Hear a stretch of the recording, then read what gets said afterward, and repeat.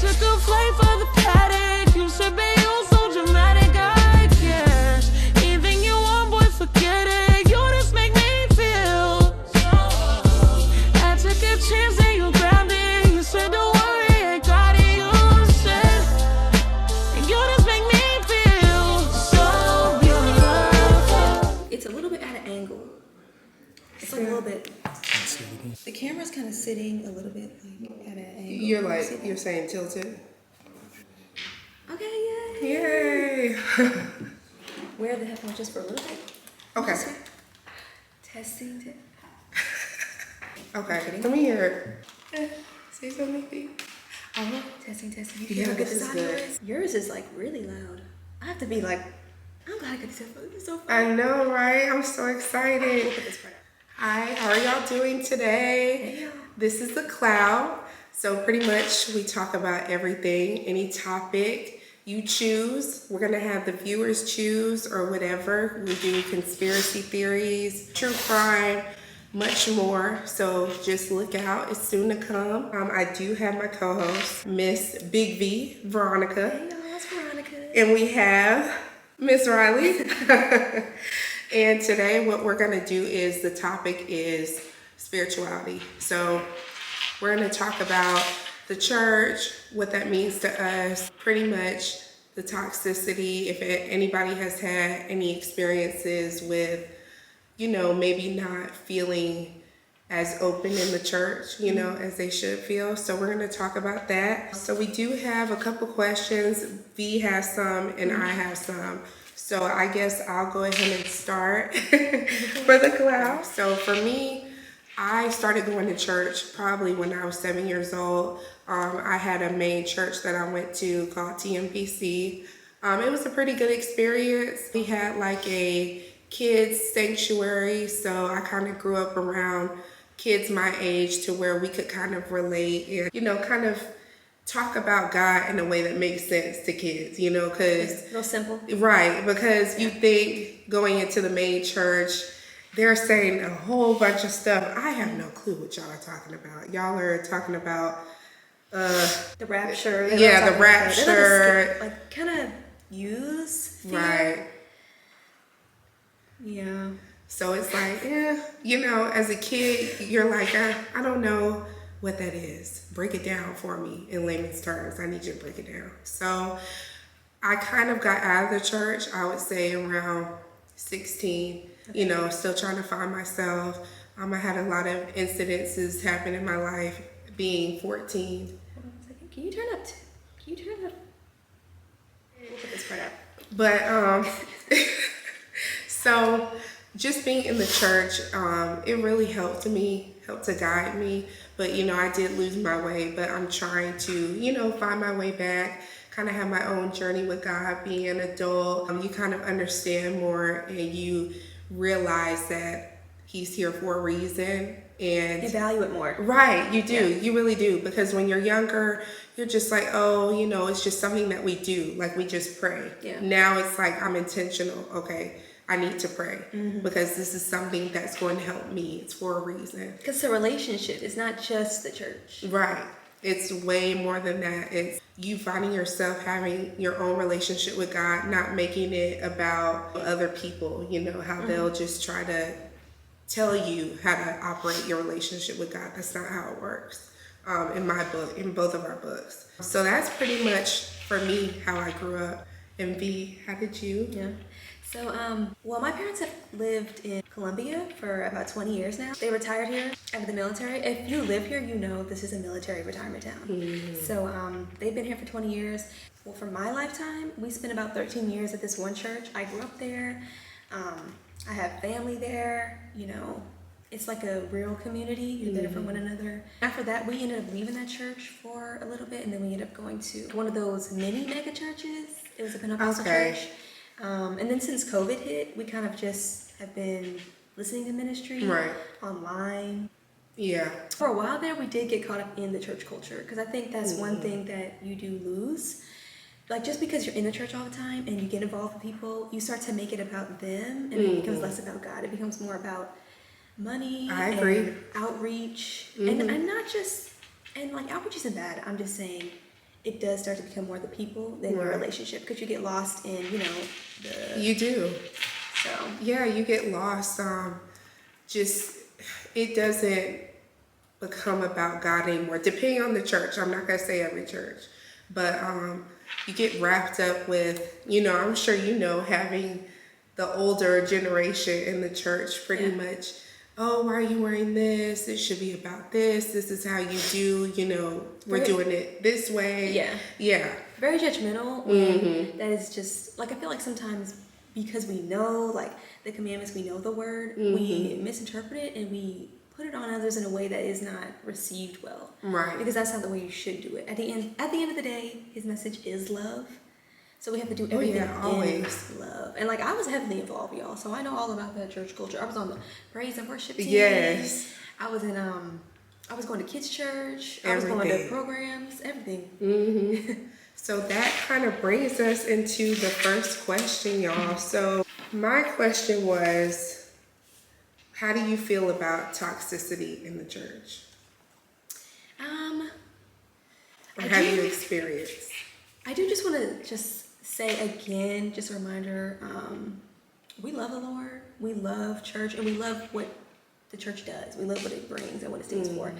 But sometimes because it's with people and because it is people doing everything, sometimes that message gets lost. Right. Toxicity in the church, I think I would say like... Let me get out of here. We can cut some of this dead space out. Toxic. What do you mean by that? So I'm sure some of the viewers might know, I'll break it down. So when I say toxicity, pretty much what I mean is I've had an experience where anytime I come to church, especially being older, what are you wearing? You can't wear this. God wouldn't like you saying this. God wouldn't like you dressing like this. He doesn't agree. Oh, why'd you dye your hair? You keep your hair, the same way. Stuff like that, I believe is toxicity. God says, come how you are, as long as you have a healthy relationship. I mean, shoot, some of the people in the church be the main ones. Y'all don't be praising the Lord like that. We're going to keep it real. And I think the reason for that is just because everybody's at different journeys. And I think we often forget that. Like, people are at different points in their relationship with God. So sometimes people just haven't been convicted of certain things yet. So they don't see anything wrong with maybe dyeing their hair or wearing a certain shirt. But if they haven't gotten to that space yet, I do think you can help one another to learn. But at the end of the day, someone has to read that for themselves. Right. And learn that for themselves. So I agree because I'll just touch basis on toxicity as far as my relationship. I think, I won't say hinder me. I do have an issue with that now. You kind of know, V, I do have a family member. Anytime I do anything, it's, why are you doing this? God wouldn't like it. God wouldn't approve. I go to a gym in my gym outfit. You don't need to wear that because it shows too much and you're opening up a door for other people to judge you. And at the end of the day, I think that has hindered me from talking to certain people within the church because I've had such a bad experience just with a family member. yeah. So I think for me, that's why I like to stay at home. You don't have to go to church to have a good relationship. Some people have their own sanctuary, whether it's their closet or whether it's just in their house, period, where they listen to a sermon for an hour. So I feel like that was definitely toxic for me in a way. I mean, since I was 14, just kind of being judged off of your lifestyle it makes you not really want to engage, I'm sure some of the viewers can understand. What do you think, V? Like, have you ever really had a personal experience like that, or it's pretty much just been go to church, pretty even? I think it also depends on like the person and like your temperament. I feel like I'm like a pretty, especially growing up, I was super shy, super reserved. So I was never trying to do things to stand out. Right. So when I would get, when I would hear things like that or critiques like that, I would kind of just be like, what? Because I feel like I was doing what my parents told me Right. or what I was shown. I feel like I've experienced it in more of like, why don't you come to church today? Or why don't you come to practice? Or why aren't you as involved as you've been raised to be? Right. I think I experienced it more in that way. Right. And less in about like my hair and stuff because my parents didn't allow that anyway. So that wasn't Right, gonna happen right. anyway. Right. So yeah. But I do understand what you mean. Mm-hmm. Yeah, it's a lot, but you know, it is what it is. That brings us to our next question. Have you ever had a spiritual experience? Oh, like one-on-one? Yes, like Where I just knew? like you knew that, okay, God is speaking to me right now. Okay, so I would say 2 times. So one time, and I only say these 2 times because it was very apparent. Like it was super clear and there was no other explanation for these events. And I still think this is different for everybody because again, it's you as a person and your relationship. Right. But so I was about 5 years old and honestly, at 5 years old, I was really crazy about Jesus. Like at 5 years old, I was just passionate because I hadn't been in school yet. Like I hadn't yet been enrolled into school. Like I had just turned 5, and I had to kind of like wait until I was 5, going on 6, because my birthday was late. Anyway, so I'm like 5 years old. I'm at church in my dress. I'm like crazy for Jesus. But like I don't really know him that well, but you know, you just grow up in kids' church and you do what they tell you to do. You say what they want you to say and everything. So it was like right before praise and worship was starting, and like the way my family is, we were always early because we were always working in the church. We were always doing something. Everybody was contributing in some way. And so I think I was like, you know those like church dresses that kids wear. It's like really fluffy, white, it's lacy, it's really puffy. Yeah. I was wearing one of those dresses. I think I was just like talking or playing with one of my friends. I think it was like a longtime friend. I forgot her name. Anyway, we're playing. Everyone's pretty much just like fellowshipping. Right. Like praise and worship hasn't started yet. Everyone's just talking, greeting one another, catching up or whatever. And so I'm just kind of playing, sitting around. I'm like talking to her, and out of nowhere, I hear this voice. And if you know, you know the voice. It's unlike any I've ever heard. It was powerful and clear, but it didn't scare me. Very welcoming. Yeah, like I felt like he called my name. Right. And it was loud in there, but I felt like everything was hushed in that one moment he called my name. Right. And I didn't know what to do. So I heard that, but then everything went back to normal because I didn't know what to do. Right. It was a little bit scary just because it's like you're looking around. I was looking around. Nobody was looking at me. Nobody was talking to me. Right. No man was like trying to call out my name. So I knew it wasn't somebody there. So I didn't know what to do. So I think I ran to my mom and I'm like, Mommy, something's happening. There's a ghost or something. Right. And she's like, no, it's God. So next time you hear that, just say, yes, Lord, or greet him, or allow him to continue. Like, sit in his presence. And then I think another time, I hadn't heard from him again until like 10 years later, or maybe 8 years later. I was about 13 or 14. I was on the praise team. We're at praise and worship practice. So there's nobody there at the church except for the praise and worship team. We're on stage, we're practicing. And I forget what song we were singing, but I don't know. I was like going through middle school was just like really rough for me or something. Yeah, I feel like it was rough for everybody. Just because it's the transition. Yes. You're growing up. You're in the middle stages. It's like, okay, I'm out of elementary school, but you know, I'm going to be in high school. Yeah. It's awkward. Right. So like I'm up there and I don't know what song we're singing, but in the middle of praise and worship, we're all we're doing is practicing melodies and stuff like that. I don't know. I felt overcome. Like something had just hit me. And I felt like I had to run out of there. I had to run out of there, go to the bathroom, start crying. And I started praying. And I knew like the Lord was trying to speak to me through the song. I wish I could remember what song it was, but I really needed to hear it at the time. Like that was really something I needed to hear. Right. Kind of touched you. Yeah. Right. And those are like 2 clear times that I knew it was him. I mean, what about you? Honestly, for me, I'm sorry, y'all. I got an itchy throat. We'll edit that out. I know he gonna look back at this footage like, girl, you coughing way too much. Pretty much for me, I have had several experiences, I'll say. I'll go to the main one, which V knows. I have epilepsy. So I had a seizure around Christmas time 2 years ago. They don't know where it came from. It just kind of happened. So around that time, I think I was by myself. I had Riley in the bed with me. And pretty much it just felt very real.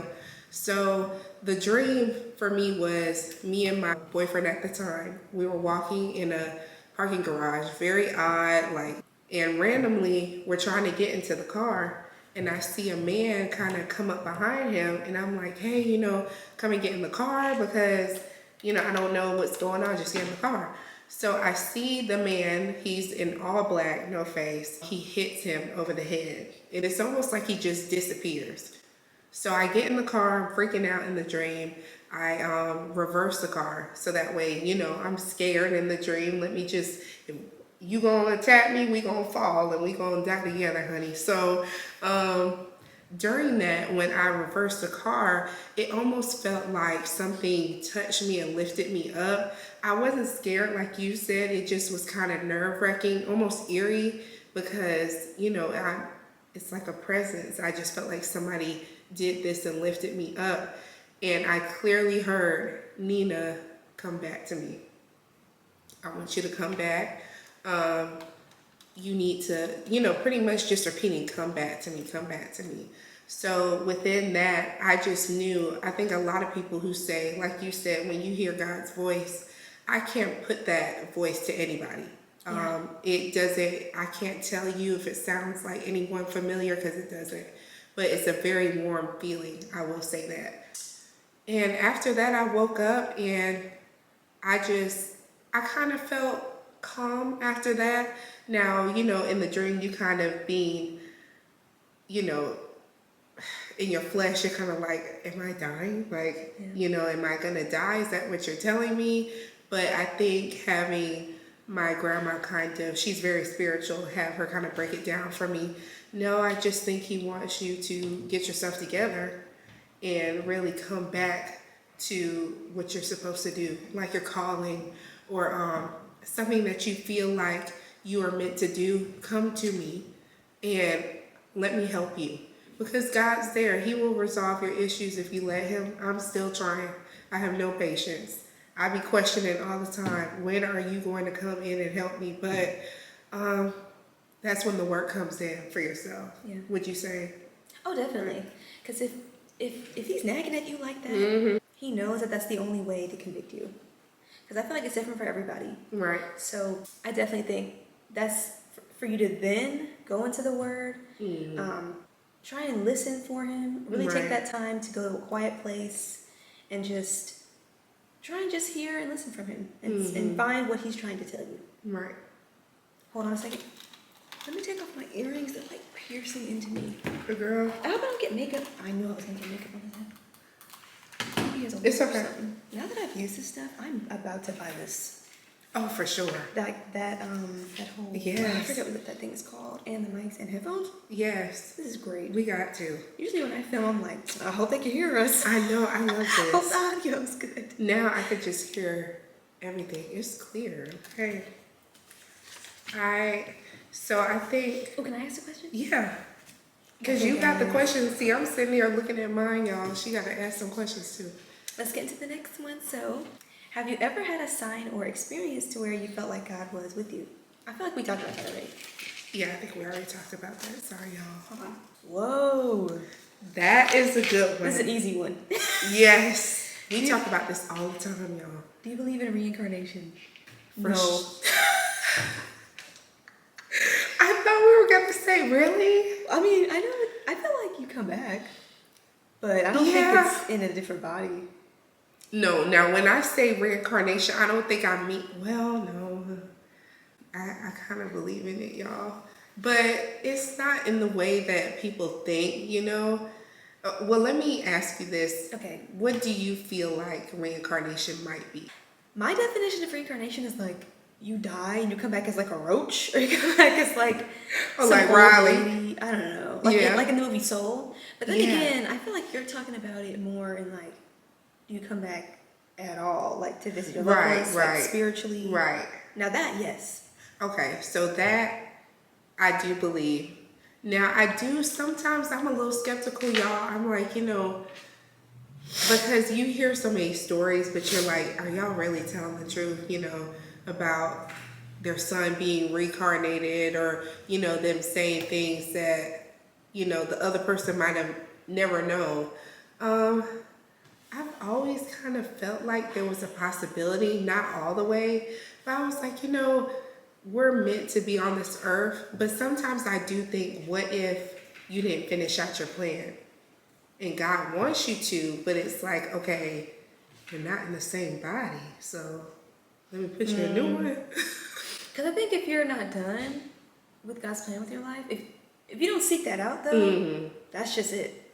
Yeah, I that's think it. God has a plan for everyone's life, but if you don't like choose to seek that at all, if you don't choose to seek Him at all, you'll never know. So That's true. you don't know what you never had. That's so. true. I Well, that's believe for that. me. No, I definitely would bounce off of that and say yes, because I've heard so many people say, a loved one has passed, and they just have always felt that spirit around them. Yeah. Just everywhere they go, if they have an issue, they just feel that presence. Like they just know, okay, I feel you with me right now. Like, I'm picking up what you're putting down. This is a little morbid, this question. What? Do you want to be buried, or do you like want to be cremated? That's actually a good question, because Or like, what are your thoughts on that? Like spiritually, do you think like being cremated spiritually bounds you in a way? like, do you feel like it matters, or if it kind of keeps you in a... Do you think it matters? Honestly, for me, I don't know. I know my mom, she's always said, oh, if something happens to me, let me be cremated. She be telling you? Yes. My I'm parents like, don't talk Mommy, about I that. want to talk about this. They'd be like, well, once we're gone, you can do whatever because it doesn't really matter. No, listen, Mommy be breaking it down. She's like, She's this is particular. how my... Yes. Oh my God, well, I don't want to. Go ahead. Does she have a sense of, like, does she want to be spread, or does she want to be like in a...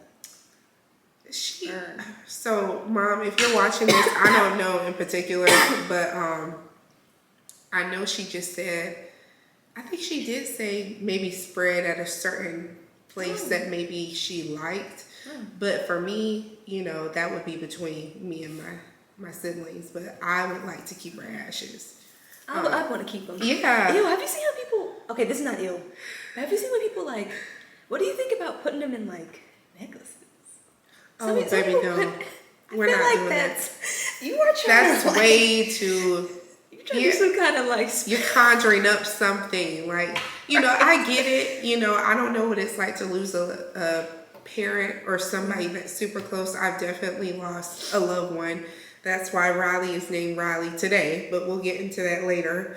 I just can't do it. Yeah. It's like, I'm already dealing with the fact that I lost my loved one. I feel like it's a little bit disrespectful because it's like, it's taking the heaviness of what that is. Like, that's the body. It's not just something you can wear. As like, you could just necklace. float around and Oh, this is kind of off topic, y'all, but it reminds me of the lady, I don't know if you saw on TLC where it was like My Strange Addiction. She was eating her husband's ashes. I have seen that. That's just cannibalism. I know y'all seen that. She was eating them like I a don't snack. care if they're like if they're burned. That's cannibalism. That is, in a way, you're eating your husband's body. I'm surprised she didn't get no rash or nothing. You can get like a rash that tells people, well, you wouldn't know, but it's like I think doctors know about it. If you eat people, you get a certain like flesh-eating bacteria. You get some kind of bacteria that signifies to doctors they're doing something nasty. Yeah. If you want to risk it, baby, then by all means necessary. But going back to subject, I would not do it. No offense to people that do, not judging, but I couldn't. Yeah, I would probably put in a teddy bear, like a jar. Oh my God. Something that sits up to where it's like, okay, I don't have to touch it. It's just on a shelf, A beautiful urn, definitely. Yeah, like a beautiful box. Maybe if they have a favorite flower, anything, just a beautiful vase. I would do. Oh yeah. But I don't know. I feel like for me, I don't think I would want to have, be buried. Because I feel like I don't want that to be the last thing that people see. Of course, having a wake, like, well, no. No, I want Because do they do a wake before you get? Oh, where you view the body? Yeah. Oh, a Yeah. viewing, not a wake. Yeah, viewing or. Before you get cremated, actual- I think. I don't know. Before you get cremated, yeah. You can, like, close family members can go look. Right. No, I don't think that's for everybody. I don't know. I feel like that's such a hard question, maybe for me. I just feel like I don't want that to be the last thing that people see of me is like, in a casket, lifeless, I guess. Maybe if it's like a ceremony and Memorial. you're at a place, that I like and, there are memories there, I think I could do that. I want a beautiful funeral. I want a headstone that's made of like. I know that's I want right. a bougie headstone. I know that's right. Like I want something different than the usual. Okay. Anyway, I just want my family to go all out for me. Yeah, like this I is want what beautiful- V would have wanted. Yeah. Yeah. Listen, she gonna go all out. She might have a headstone with rhinestones on it, okay? I was kind of thinking that when I was riding by. See? And listen, me, I just be like, just go ahead I don't think and that's a little too put morbid, me in. but I don't know. I don't think I that's feel like we don't morbid. talk about these things at all. I feel like this is real life. Like, Yeah. people die all the time, It's what you make of it and, how you feel. Nobody wants to talk about it until it actually happens. Yeah. I see why people who maybe have cancer, they have a family member, they start talking about their death as if they're already dead. Because it's like, let's get prepared. It is sad, but I mean, that's reality is my loved one is eventually going to pass, we might as well have this talk now. Yeah. Listen, just cremate me, I guess. Put me in the urn and put my picture on it, put the best picture with the best angle, and I think we're good. V, you got any other questions? Because, I'm trying to let you do your thing. Does it have to be spiritual? No, does it have to be?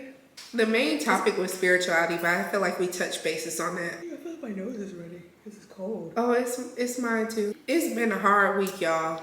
I done lost my voice, she knows, working out with a runny nose. Yeah. Who trying to do that? But we're dedicated, okay? We still showing up at the gym, though. Yes, what? 4 days? We've been 4 days this week. 4 days out of the week, y'all. That's my minimum. I like to at least go 4 days. Yeah.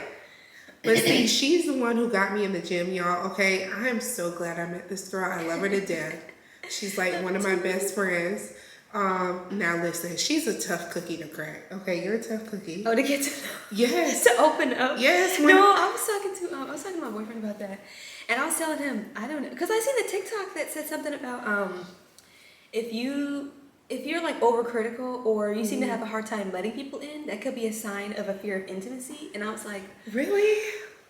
I could see that though. I don't know. It does take me a while to open up to people because I'm Yeah. just like, who are you? No. I kept going to work like, who is this girl? She keeps talking to me. She keeps like, telling me all this. Yes, I was not gonna budge, okay? I was like, I like her. You could feel a person's vibe. Yeah. So I wasn't too pushy. I just knew in my head, she's like an art project. Like, let me try to peel off the layers. Yeah, let me keep gnawing at it. Let me see. But how long would you say it took us to get pretty personal? Well, at work we just would talk more and more, and we would just hang out and talk, and because it was slow, so we would just end up talking all the time. And I think after a couple months, I found after maybe like 2 or 3 months, I found it was like I think we started going to the gym. Yes. When did you start? At Sephora. Okay, so I started at Sephora like in February. And I don't think we went to the gym until March or April. Yeah. So probably 2 months. Wait, no, I'm lying. June. because it was summertime, I think. Was it? You started in June? Because we went to the beach. Hold on, y'all. I'm gonna pull my phone out, pull up some receipts because I don't know. I had to have started in April. Yeah. I'm Okay, sitting I'm here See, lying, wasn't talking even about that June. long. I know. So she got me into the gym. Now, I will say, the first time we went to the gym, it was very awkward for me It because was awkward? I don't even remember. I felt like it was because, you know, I'm a spitfire. I like to talk. Yeah. I used to be shy, but now I don't care who you are. I'll make a conversation out of anything. So we were on the treadmill and I just was looking around like, should I talk to her? Should I say something? Like, but it's the gym, so people want to focus, you know? And because I'm like one of those people that before we started working out together, I would just work out by myself. Like I was working out by myself since like COVID hit. Mm-hmm. So I'm just like one of those people who like to focus. So I'll talk like here and there, but the whole time, no, probably not, because I do like to just push myself. Yeah. Yeah, because for me, I was so excited when she asked me to come to the gym. Our relationship definitely grew off of that. Because you had been wanting to start. Yeah, I've been wanting to because I will say to my ex, not addressing you, but I am addressing you. You make me feel bad because he told me years ago, you know, I think we should start getting to the gym. Mind you, you're scrawny. No. Wait. It's okay. That's another topic for another day. That's relationship talk. But he told me one day that you need to get into the gym. Ever since then, I was like, you know, I eventually started, but then I had my seizure. So she definitely pushed me to go back. Mm-hmm. But now I'm getting to the body that I want, baby. She already got the body. Y'all can't see it, but she got the body. I'm working on mine. I feel like everybody has a revenge body. Oh, yeah, for sure. When they get out of a relationship. Do you feel like? The motivation you get from leaving a relationship, it does really push yes. people. But what keeps you, I feel like, is the discipline to just keep going. Definitely. I think for me though, it's the eating. That's like the hardest part. Yeah. But you're used to it though. It's like 70% eating. But my family has always just eaten healthy. Like we don't have a lot of processed snacks and food. That's true. But I feel like it's also genetics because your mom is very slim and she True. That they play a huge part. Yeah, genetics definitely will. Some people just look muscular and defined naturally. Yeah. And all they have to do is like get on the treadmill because I mean that'll help you tone anyways, depending on how your body is. We just talked about that. Shoot, we switching so many topics. I'm trying to keep up. But yeah, my revenge body. We have to wrap up. Should we? But technically, did we start at 1? Because we have about 35 minutes. We have about 35 minutes of footage. Oh yeah, we've been talking so much. Okay, I'll put that in here too. We can do like one last question and then wrap it up. Yeah, so V, I'm gonna let you do one last question. Okay. What's something you've been wanting to talk about? I told her an hour goes by quick because I'm thinking, oh, we're gonna do all these topics. No. So next time, I just won't even bring flashcards. It's just off the dome at this point. Oh, I like it though. I like having notes. But honestly, in the flow, if you just kind of go with the flow. But we have such a great flow. You see how we just changed 3 topics. Yeah. We talking about the gym and listen, I can't keep up. You know it could be off topic too. Okay. I don't want it to be too off topic and just like, how we go from that to social media? It's okay. We'll just put this as spirituality, etc. Okay? Because we have a lot to say. Okay. I don't really have anything. Good topic, you know, for us to end down on for people our age because I'm 22 and we're both 22. Social media, let's just get into that real quick. Does anybody else feel intimidated by social media? Because we just had this topic. I feel like everybody got the latest car, everybody got the latest outfits. Like I'm still sitting here with my 15 outfits, you know, that I have to switch back to back. Yeah, you know, I think because social media has been a part of our life for so long, because we're Gen Z, so we've just kind of always had it there. And then so, like I was talking about this on my podcast, we talked about, like, I think because social media is such a big thing. Sometimes you just gotta remember who you are in real life.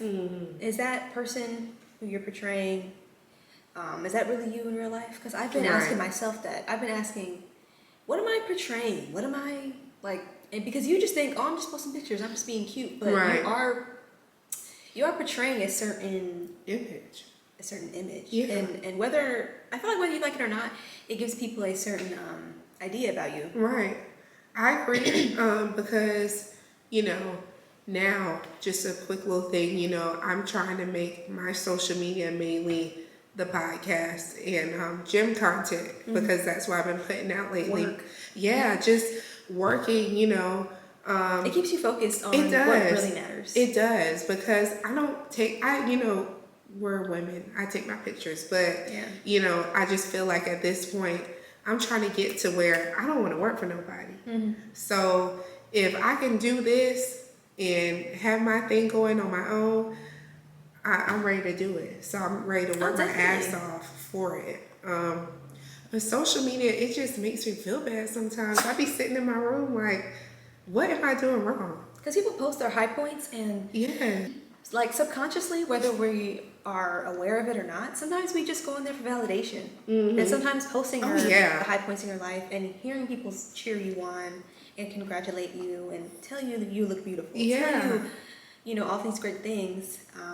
Sometimes we let that validate us when we should be the only ones validating ourselves. I agree. Because, you know, what woman or anybody does that, you know, want to see those likes? Like, you know, okay, you look good. I see you, V. I see you, Nina. You know, I like that when I post my gym content. Like, okay, I see you. I see the body forming. Like, you don't look like what you used to in high school, because baby, I don't. But I always just try to translate it to, how would this make me feel in real life? Like in real life, 500 people telling you they like your outfit or they like how you look. That is, you would be riding that validation wave for weeks. So that's a high. I just try to think about how this would translate in real life. It's always just an app you can just get off of. Right. But it's so addicting. It's like, you know, we got to get into this too, the predictive programming of social media. But that's for another day. One last thing I'll say is, it's just, I'm talking to myself. Just don't let it define you, you know. Always know who you are. I'm constantly reminding myself of that. Just know who you are in real life. Right. And make those things happen in real life. No matter how, you know, small each step every day may take. Yeah. And I'm tired. I'll definitely say I'm a talker. So for months I was putting off this podcast, but I want to get to a point where, you know, I have a following and people see, okay, she's doing it. Like, she's on her shit, you know. But I know it's not for that validation. You can't have it. But just keep doing your own you. thing going on. Yeah. Doing it for you. Yeah, just keep doing you. Find something that you gravitate to, because I know for me it's this and gym content. And I feel like at this point, just don't let social media define you, especially at our age. It's just so, it's a lot of pressure. Because there's a lot of people on there, but I feel like there's a lane for everybody. There is space for everybody. People always want to say, oh, some people are already doing this, and it's just like, or it's oversaturated. Well, the world's oversaturated. There's like 7 billion people. Over 7 billion people now, so there's a lane for you. Exactly. Someone will like your niche content. Exactly. I feel like that's a good outro. She will definitely be back. So y'all be seeing Veronica, of course. You got me on the debut first episode. Yes, this is our first episode. I'm really excited. I thank you for being on the podcast. Yes, thank you for having me. I honestly feel like this might be a duo thing. I am having other guests, but I just love our flow on it. So I appreciate you guys for watching. We'll definitely have more content coming up. And this has been a great episode, and I hope y'all enjoy. All right, bye. Bye.